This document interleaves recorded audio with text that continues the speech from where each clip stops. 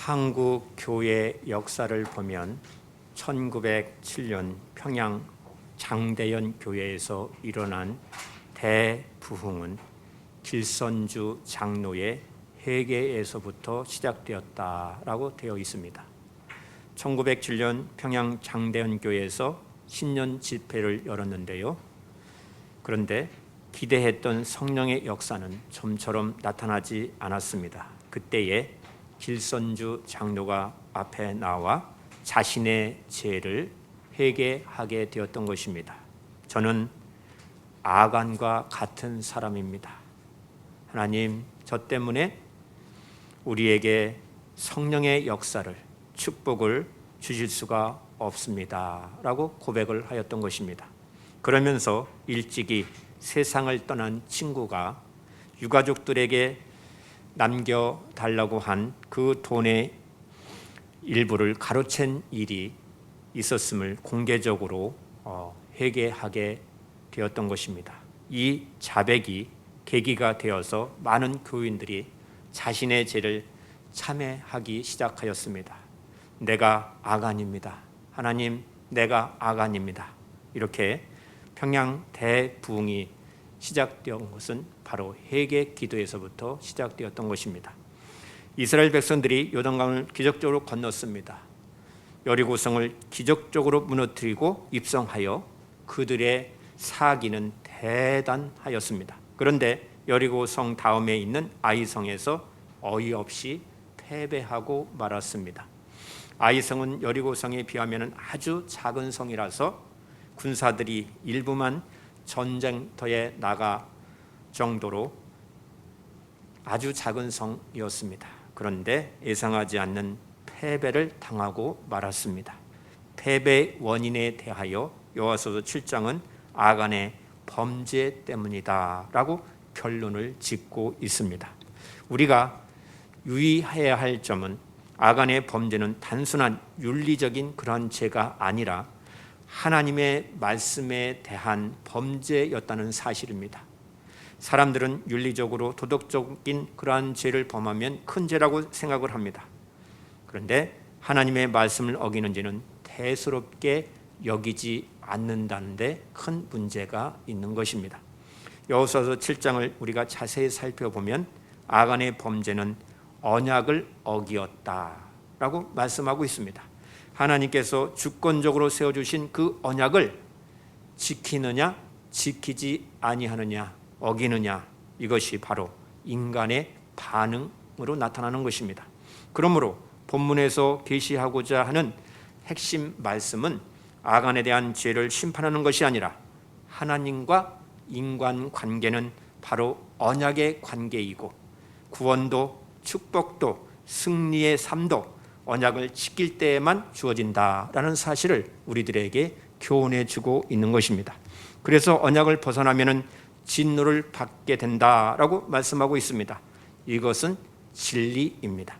여러분, 본문을 다시 자세히 살펴보시기 바랍니다. 여호와께서 이스라엘 자손들에게 진노하시느니라 말씀하고 그 진노를 제거하자 아간이 그 죄를 인정했을 때 그것을 징계함으로써 하나님의 맹렬한 분노를 그치셨다라고 말씀하고 있습니다. 결론은 언약을 어긴 그를 멸하지 아니하면은 하나님이 함께하지 않으신다라는 준엄한 말씀을 전하고 있는 것입니다. 이스라엘 백성들이 하나님의 능력으로 요단강을 건넜습니다. 여리고 성을 무너뜨리는 하나님의 놀라운 능력과 은혜를 체험하였습니다. 이스라엘 백성들의 가나안 첫 출발은 너무나도 좋았습니다. 여호수아는 여리고 성을 공격하기 전처럼 아이성에도 정탐꾼들을 보내어서 미리 다 조사하게 하고 나름대로 철저히 준비를 하고 공격을 하였습니다. 그러나 여리고성을 공격할 때와는 정반대의 결과가 나타나게 되었습니다. 패배하고 말았던 것입니다. 이스라엘 백성들이 가나안 땅에 들어온 후에 첫 번째 위기가 닥친 것입니다. 본문 1절 말씀을 보시면 이스라엘 자손들이 온전히 바친 물건으로 말미암아 범죄하였으니 이는 유다 지파 세라의 중손 삽디의 손자 갈미의 아들 아간이 온전히 바친 물건을 가져갔습니다. 여호와께서 이스라엘 자손들에게 진노하시느니라 라고 말씀합니다. 아간이 하나님의 언약을 어기고 여리고성의 물건을 도둑질했다는 것입니다. 여호수아가 그것을 모르고 아이성을 공격했는데 패배하고 말았습니다. 패배의 원인은 유다 지파 세라의 증손 삽디의 손자 갈미의 아들 아간이 온전히 바친 물건을 가져갔다라고 했습니다. 아간은 두 가지 큰 실수를 범하고 말았습니다. 첫 번째, 수많은 백성들 중에서 자신이 범죄한 것을 하나님이 아실까? 모를 것이다 라고 생각을 하였던 것입니다. 두 번째는 아간 자신의 이 작은 죄가 이스라엘 전체에 큰 영향을 미칠까?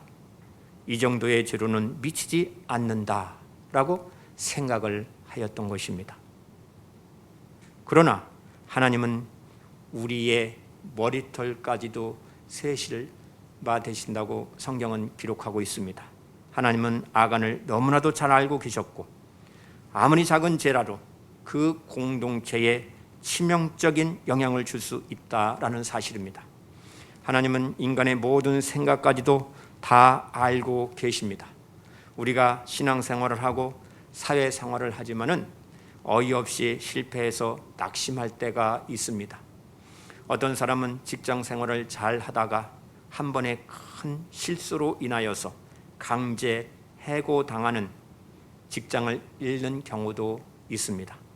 우리는 여기서 두 가지 관점을 볼 수 있어야 합니다. 첫 번째는 하나님이 주신 큰 은혜의 관점입니다.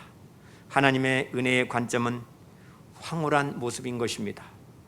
영광스러운 모습인 것입니다. 승리의 모습입니다. 그것을 성경에 바로 이스라엘 백성들이 요단강을 건넌 모습이었다고 했습니다. 여리고성을 무너뜨리는 모습이었다고 했습니다. 그러나 다른 세밀한 모습도 볼 수 있어야 하는 것입니다. 우리가 여전히 하나님 앞에 넘어지고 실패하여 범죄할 수 있다라는 사실을 볼 수 있어야 합니다. 우리는 항상 하나님의 말씀으로 나 자신을 세밀하게 볼 수 있는 영적 눈이 있어야 합니다. 이스라엘 백성들은 요단강의 기적과 여리고성의 승리에 도취되어서 자신들의 세밀한 모습을 보지 못하였습니다. 승리의 도취에 빠져서 있을 때에 죄라는 독버섯이 자라고 있었던 것입니다. 여호수아와 백성들은 아이성에서 실패한 후에 큰 충격을 받고 침체되었고 큰 두려움을 가지게 되었습니다. 본문 6절과 7절 말씀을 보시면 여호수아가 옷을 찢고 이스라엘 장로들과 함께 여호와의 궤 앞에서 땅에 엎드려 머리에 티끌을 뒤집어 쓰고 저물도록 있다가 이르되 슬프도소이다. 주 여호와여 이 백성을 인도하여 요단을 건너게 하시고 우리를 아모리 사람의 손에 넘겨 멸망시키려 하시나이까. 우리가 요단 저쪽을 만족하게 여겨 거주하였더라면 좋을 뻔하였나이다 하고 호소하고 있습니다. 여호수아가 옷을 찢고 장로들과 함께 여호와의 궤 앞에 엎드려 있었던 것은 마음이 너무나도 상했기 때문인 것입니다. 왜 마음이 상했습니까? 아무 이유 없는 아주 작은 아이성에서 실패한 것을 인정할 수 없었기 때문인 것입니다. 그래서 너무나도 분통하였습니다. 화가 났습니다. 슬퍼서 그냥 하나님 앞에서 가만히 엎드려 생각만 하고 있었던 것입니다. 도대체 왜 하나님은 우리를 실패하게 하셨을까? 왜 하나님은 우리에게 기적을 베푸시면서 승리로 이끌어 오시다가 아이성에서 실패하게 하셨을까? 도대체 하나님의 본 마음은 어디에 있을 것인가? 여호수아는 여호와의 언약궤 앞에서 엎드리며 별의별 생각을 하면서 기도하였을 것입니다. 여호수아는 하나님 앞에서 슬픕니다 라는 말로 기도를 합니다. 지금까지 하나님이 인도하신 모든 것에 대한 신뢰가 무너진 고백이라고 말할 수밖에 없는 것입니다. 하나님께서 우리를 요단강을 건너게 하시고 이젠 아모리 사람들의 손에 넘겨 멸망하시려고 하십니까? 차라리 그렇게 될 바에야 요단강을 건너지 않는 편이 더 좋았을 뻔하다라고 기도까지 합니다. 여호수아는 철저하게 하나님의 말씀을 신뢰하고 헌신하는 사람이었습니다. 그런데 지금까지 인도하신 하나님의 말씀을 의심하게 되었던 것입니다. 이것이 영적 침체일 때에 나타나는 인간의 연약한 모습인 것입니다. 어떻게 믿음의 사람 여호수아가 한순간에 이러한 불신앙의 자세를 취하게 되었을까요? 하는 것이죠. 이것이 바로 인간의 연약한 속성임을 교훈해주고 있습니다. 중요한 것은 우리가 하나님 앞에 바른 자세를 가지는 것입니다.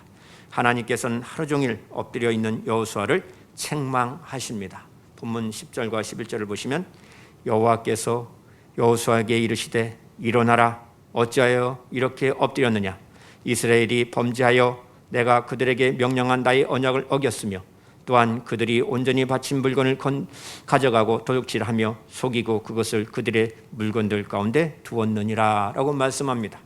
하나님은 그들을 사랑하시며 고치시기를 원하십니다. 하나님께서 여호수아에게 말씀하십니다. 일어나라. 그렇게 엎드려 있지 말고 빨리 이스라엘 안에 있는 죄를 해결하라고 말씀하시는 것입니다. 이스라엘 안에 숨은 죄가 있는 것과 그 죄 때문에 아이성 전투에서 실패한 그 원인을 하나님은 설명해 주시는 것입니다. 나의 언약을 어겼기 때문이고 그들이 바친 물건을 취하고 도둑질하여 숨겼기 때문이라고 말씀합니다. 하나님께서는 숨은 죄의 그 영향력이 이렇게 크다는 것을 가르쳐 주시는 것입니다. 여호수아 7장에서는 바친 물건이라는 말이 무려 8번이나 반복하여 사용하고 있습니다. 이 말이 무슨 의미입니까?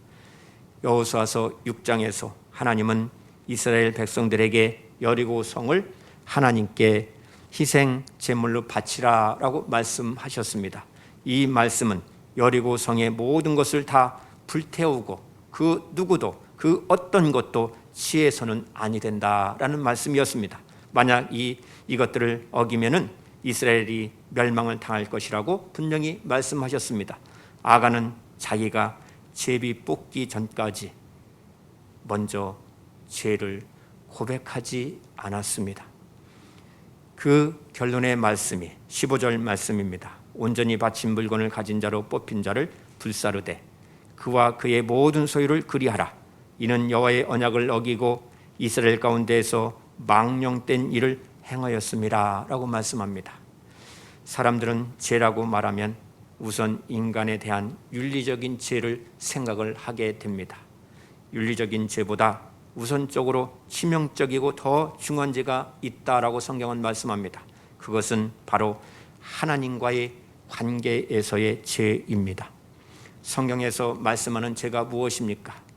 모든 경건하지 않음과 불의라고 말씀하고 있습니다. 로마서 1장 18절에 하나님의 진노가 불의로 진리를 막는 사람들의 모든 경건하지 않음과 불의에 대하여 하늘로부터 나타났다라고 말씀하고 있습니다.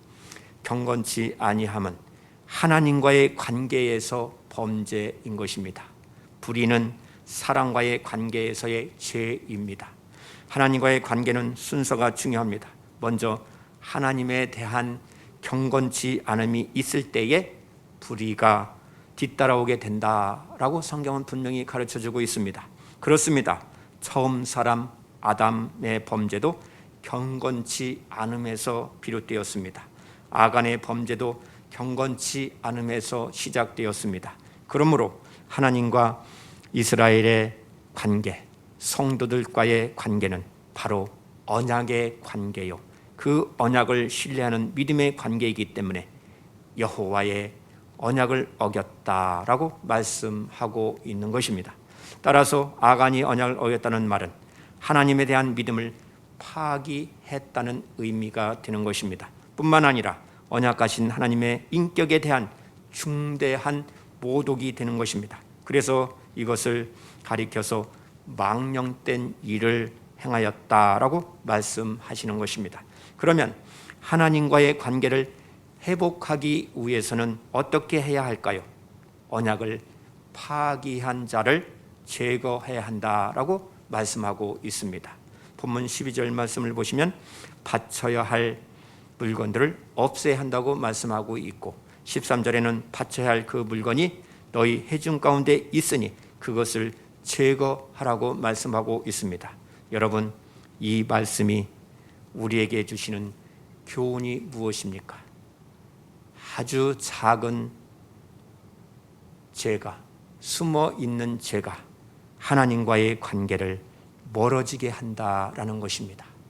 로마서 1장 28절에 또한 그들이 마음에 하나님 두기를 싫어하며 하나님께서 그들을 그 상실한 마음대로 내버려 두사 합당하지 못한 일을 하게 하셨으니 라고 말씀합니다.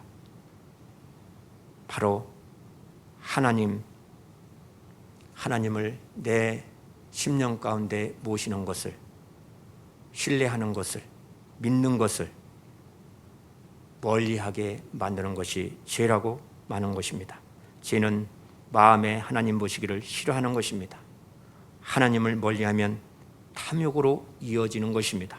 하나님께서 함께 하시지 않으면 지극히 작은 일이라도 실패할 수밖에 없기 때문에 온 세상에 웃음거리가 된다라고 말씀하고 있습니다. 오늘날 교회가 세상 사람들에게 비웃음을 당하고 있습니다. 오늘 아간의 범죄 사건이 어느 시점에서 일어났는지 그 죄의 좌표에 관심을 우리가 기울여야 하는 것입니다. 여리고는 하나님께서 이스라엘 조상들에게 언약하신 그 약속의 땅의 첫 성이었음을 명심해야 하는 것입니다. 그런데 아이성을 취하는 과정에서 죄가 틈을 탄 것입니다. 이는 약속의 땅에 세워질 하나님의 나라 교회를 부패시키고 파괴하려는 사단의 흉악한 침투로 보아야 하는 것입니다. 아이성에서 영문도 모르고 패배하여서 절망하고 있는 여호수아에게 하나님은 무엇이라고 말씀하셨습니까? 아이성 실패한 사건이 이스라엘 백성들에게 어떤 영향력을 미쳤습니까? 하나님께서는 여호수아에게 언약의 말씀을 고의적으로 불순종하고 물건을 훔친 사람을 찾아내어서 그 물건과 사람들을 함께 불태우라고 분명히 말씀하십니다. 하나님은 죄를 지은 사람을 제비 뽑기 방식으로 찾게 하셨습니다. 사람들은 가끔 막다른 골목이라는 표현을 씁니다. 막다른 골목이란 그 사람의 현재의 어려움을 뚫고 나갈 길이 보이지 않는 것을 표현하는 것입니다. 도저히 그 위기를 빠져나갈 길이 보이지 않기 때문에 절망적인 두려움과 고통이 계속되는 것입니다. 막다른 골목에 빠져 있는 것입니다. 이렇게 오늘날에도 코로나로 인하여서 막다른 골목에 내몰린 사람들이 얼마나 많은지 모릅니다. 자영업자들의 상황은 빛이 눈덩이처럼 불어나고 젊은이들의 상황은 미래가 보이지 않아서 절망 가운데 있는 것입니다. 지금 이스라엘 백성들의 절망적인 상황을 아골 골짜기라고 부르고 있습니다. 이스라엘 백성들은 여리고와 아이성 사이에서 아골 골짜기의 그 고통을 겪었습니다. 그런 상태에서 이스라엘 백성들이 아이성에서 패배했다는 소식이 가나안 모든 족속들에게 퍼져서 쳐들어오게 된다면 그대로 당할 수밖에 없는 상황에 놓인 것입니다. 이스라엘 백성들은 앞과 뒤로 가로막혀서 이러지도 못하고 저러지도 못하는 그러한 절망 가운데 있습니다. 이때에 하나님께서는 여호수아에게 아간의 죄를 알게 하시고 아간을 심판케 하심으로 앞으로 나아갈 길을 새롭게 인도해 주시는 것입니다. 본문 19절을 보시면 여호수아가 아간에게 이르되 내 아들아 청하노니 이스라엘의 하나님 여호와께 영광을 돌려 그 앞에 자복하고 내가 행한 일을 내게 알게 하라. 그 일을 내게 숨기지 말라라고 말씀하고 있습니다. 여기서 우리가 주목해야 할 점은 여호와께 영광을 돌리라고 말씀하고 있다는 점입니다. 그러니까 아간의 범죄는 하나님의 영광을 가리우는 범죄 행위였다는 것입니다. 하나님께 영광을 돌리는 방식에는 두 가지가 있습니다. 첫 번째는 스스로 하나님 앞에 믿음으로 순종으로 나아갈 때 하나님께 영광을 돌릴 수 있습니다. 우리가 하나님 앞에 나 자신을 낮추고 겸손히 내려놓을 때 더 큰 은혜가 임하게 되는 것입니다. 그래서 사도 바울은 이런 사람들을 로마서 9장 21절에 귀한 그릇이다 라고 말했습니다. 저와 여러분들은 하나님께서 쓰시는 귀한 그릇이 되기를 바랍니다.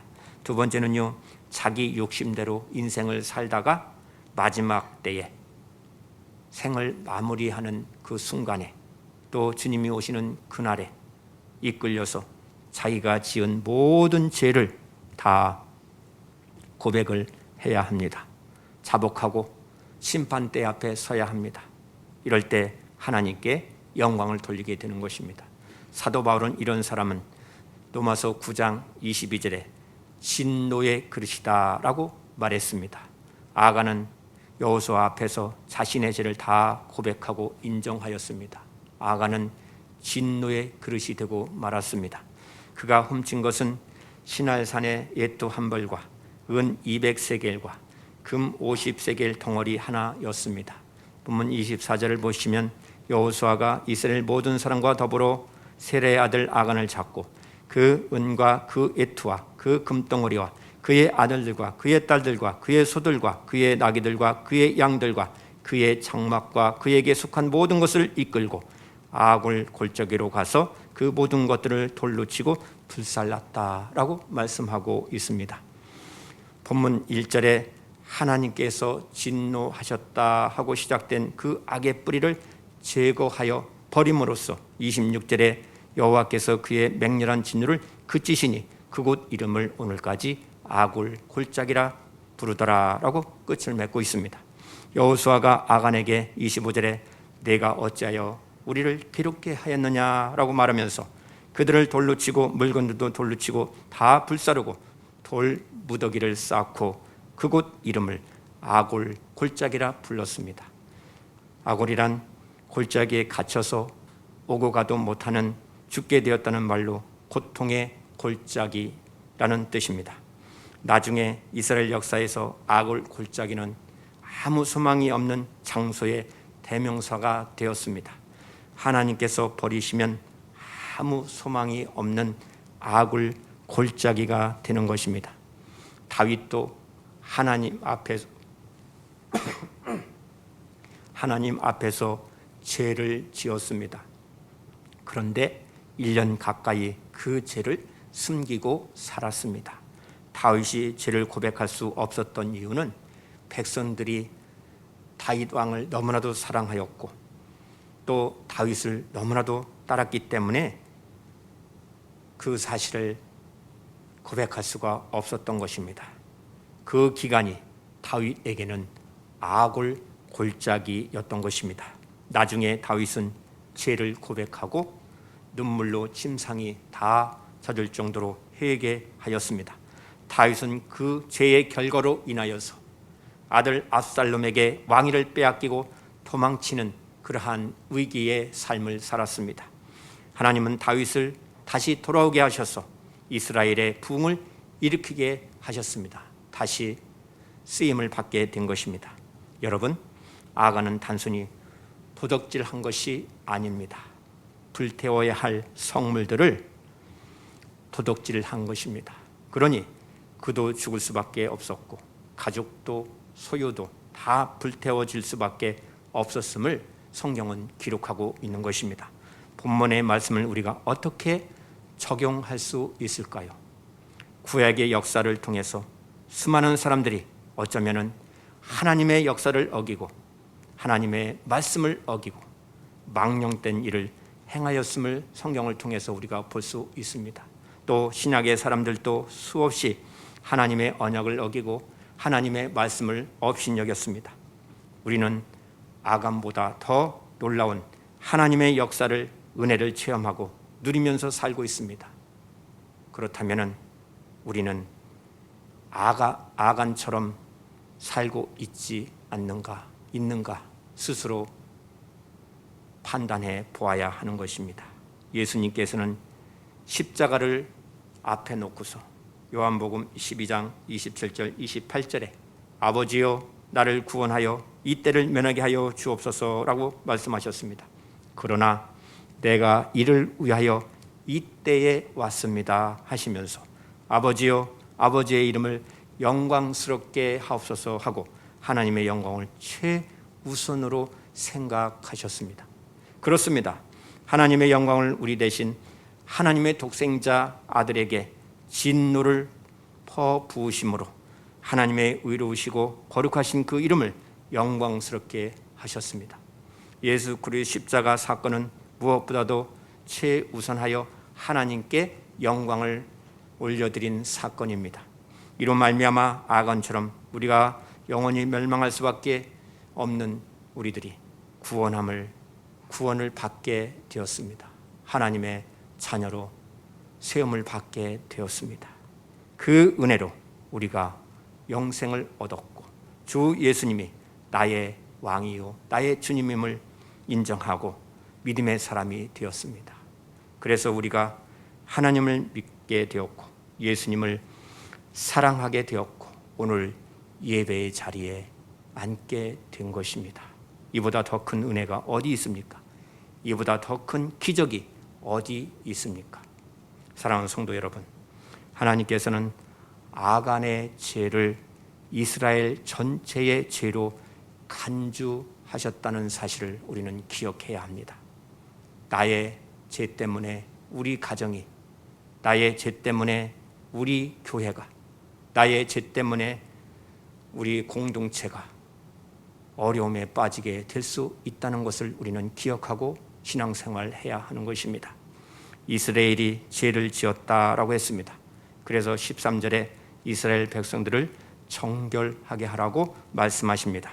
하나님께서 원하시는 것은 아간 한 사람을 면하는 것이 아니었습니다. 이스라엘 백성들 안에 아간과 같은 믿음, 겉으로는 하나님의 백성인지 속으로는 전혀 하나님을 믿지도 않냐고 바라보지도 않는 그 믿음을 제거하라고 말씀하시는 것입니다. 우리 성도님들은 누구를 만나든지 무슨 일을 하든지 항상 주님께서 나와 함께 하시는 그 은혜를 알고 믿어야 하는 것입니다. 만약 믿지 못한다면 정말 두려운 삶을 살고 있는 것입니다. 아간처럼 살고 있는 것입니다.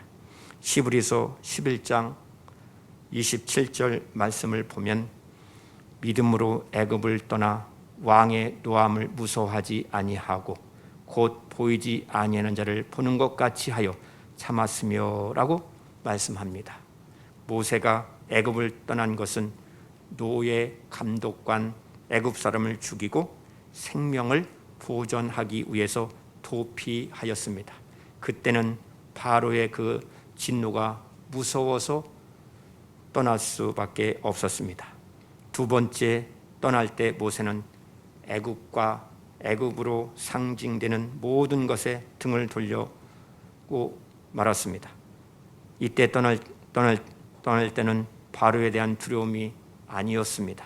모세의 믿음은 마치 하나님이 바로 자기 옆에 계셔서 자신에게 보이신 것처럼 하나님의 말씀에 즉각적으로 반응하면서 살았다는 것입니다. 우리들에게도 이 믿음이 필요한 것입니다. 내가 어떠한 일을 하든지 학교에서 직장에서 어느 곳에 있든지 바로 살아계신 하나님이 나와 함께 동행한다라는 이 사실을 가지고 생활을 해야 하는 것입니다. 사랑하는 성도 여러분, 여러분 삶에 있어서 아이성의 실패와 같이 이해할 수 없는 실패가 일어나고 있습니까? 그렇다면 아간의 죄를 청산해야 하는 것입니다. 주님이 함께 하시는 것이 믿어지지 아니하면 아간처럼 살 수밖에 없는 것입니다. 우리 모두 아간이 될 가능성을 가지고 인생을 살 수 있다는 것을 성경은 우리들에게 교훈해 주고 있습니다. 그러나 죄와 싸우고 유혹과 싸울 때에 결코 좌절하지 말아야 합니다. 한번 자기 생각에 사로잡히고 욕심에 눈이 멀면은 주님이 보이지 아니하고 주님의 말씀이 들리지 않는 것입니다. 그러다가 삶이 무너지고 마는 것입니다. 그러나 예수님께서 우리를 능히 죄에서 건져 주심을 바라보시기 바랍니다. 항상 주 예수님을 바라보는 거룩한 삶을 사는 저와 여러분 되시기를 바랍니다. 항상 주님을 바라보면서 무슨 말이든지 무슨 일이든지 우리 안에 하나님을 모시고 말씀대로 순종하면 이 세상의 그 어떤 막다른 골목, 악을 골짜기가 무너지는 그 소망의 능력의 말씀이 되는 것입니다. 이 은혜가, 이 소망의 문이 활짝 열리는 주의 백성들이 다 되시기를 바랍니다. 오늘 이 말씀을 우리 삶에 적용하고 거룩한 삶으로 날마다 승리하는 사랑하는 주의 백성들이 다 되시기를 주님의 이름으로 축복합니다. 기도합니다. 우리의 생각과 마음과 모든 것을 아시는 하나님 아버지, 하나님이 주신 그 은혜를 세심히 볼 수 있는 믿음을 더하여 주옵소서. 주님, 아간의 범죄는 하나님 언약의 말씀을 어긴 것을 대수롭게 여기지 않아서 그 죄가 이스라엘 전체에 큰 영향을 미친다는 것을 알지 못했다는 것을 말씀하고 있습니다. 오늘 말씀을 통하여 하나님과의 바른 관계가 언약의 관계요, 말씀을 신뢰하는 믿음의 관계임을 알게 하여 주시고 우리 삶 속에서 하나님 말씀에 즉각 순종하는 믿음을 가지고 하나님께 영광을 올려드리는 우리 성도들이 되게 하옵소서. 우리의 죄를 다 버리고 죄를 미워하고 멀리하는 거룩한 삶을 살게 하시고 경건한 삶을 살아 주님과 늘 동행하면서 주신 사명 믿음으로 잘 감당하여 승리하게 하옵소서. 우리 주 예수 그리스도 이름으로 기도드리옵나이다. 아멘.